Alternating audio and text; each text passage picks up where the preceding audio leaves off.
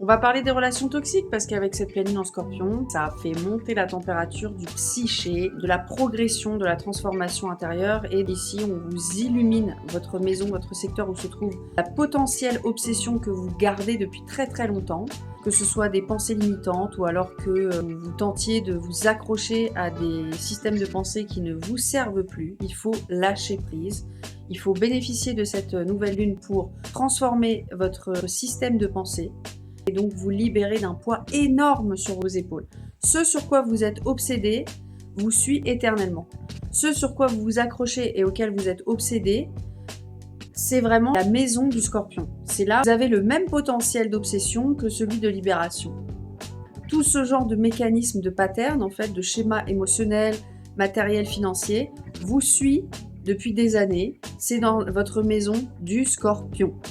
C'est là où vous avez le potentiel de vous rendre compte de ce que vous émanez dans cette énergie obsessionnelle. Parce que c'est la maison où ça vous demande de plonger dans les profondeurs de votre psyché, de enfin voir ce que vous ne pouvez plus mettre sur le palier.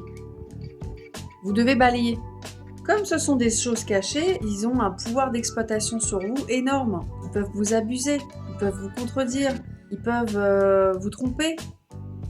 Tant que c'est caché, ce n'est pas remis en surface et vous ne pouvez pas les travailler vraiment en profondeur.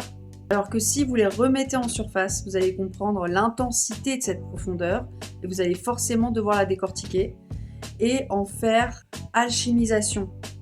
Et d'ailleurs, vous êtes obsessionnel à ce propos parce que c'est pas remis en surface, parce que vous n'avez pas neutralisé cette intensité.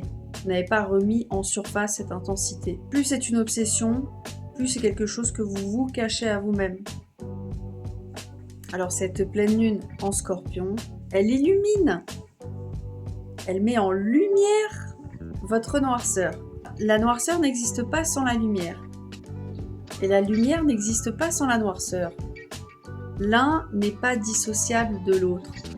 Si vous voulez être très lumineux, il faut voir votre grande noirceur.